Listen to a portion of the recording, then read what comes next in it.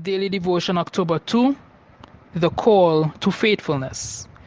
The same way we invest our time into our friends and even to strangers and new friends, the same way we devote ourselves daily to our jobs and work for a paycheck, the same way we sacrifice self, time, and resources all for the sake of love and new love, is the very same principle that God wants us to use with Him and towards His holy words.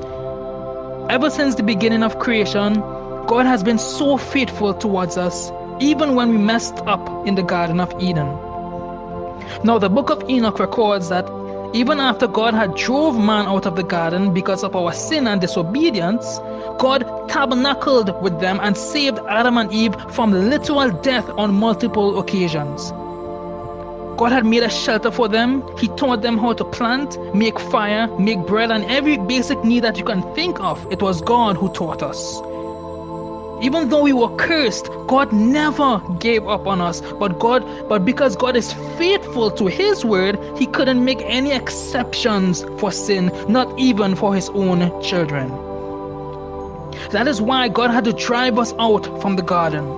When you think about that alone, of how God has been so faithful to His word, how much more do you think God can do for us when we believe, pay attention to the key word, when we believe in His other promises towards us? Promises of healing, forgiveness, restoration, provision, protection, deliverance, and eternal life. And to top it all off, just to emphasize how faithful God has been towards us, He didn't forsake us to remain as children of wrath. Instead, God made a way for us to restore the union we once had with Him at the garden. Amen? God made a way for us, my friends. He sent His only begotten Son, Jesus, His Word made flesh, both human and divine, so that by the shedding of His precious blood, all our sins can be washed away once and for all, so that we can finally return back to that state of dependence and intimacy with God. Amen? In other words, God has been calling us back to faithfulness. God has just been so good and so patient with us, friends. Ever since we were born, God has been calling us to come back to faithfulness. Amen?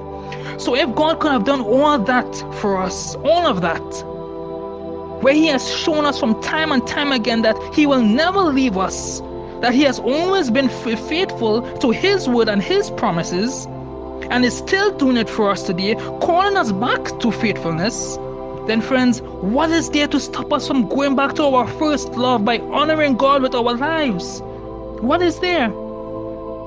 Ever since the fall, it was God's desire to save us from the curse of eternal damnation, or in other words, to save us from His faithfulness to His word, in that sin must be punished and blotted out from the face of existence. God is, in other words, trying to save us, sinful as we are, from Himself, from His wrath. Amen? This is not God being harsh, my friends, rather this is God being faithful to His word. Because God cannot go back on His word or make any exceptions for anyone. His word is final. Amen?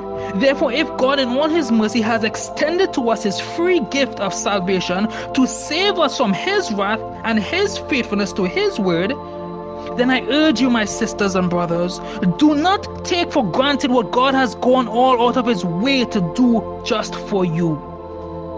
God has given us ample time to return back to faithfulness. Therefore, when that day comes, when God will tell His Son Jesus in heaven, it is time to reap the harvest, make sure that you are ready to receive your Savior and King, the Lord Jesus Christ, to spend all of eternity with Him in heaven. Friends, it is this simple act of returning to faithfulness that will mark the beginning of a lifelong love story between you and God. Amen? If you have taken the time to listen to this devotional and God has nudged you in spirit, then be encouraged today, my friends. God is not finished with you yet. Amen? Have a blessed day, everyone. Shalom.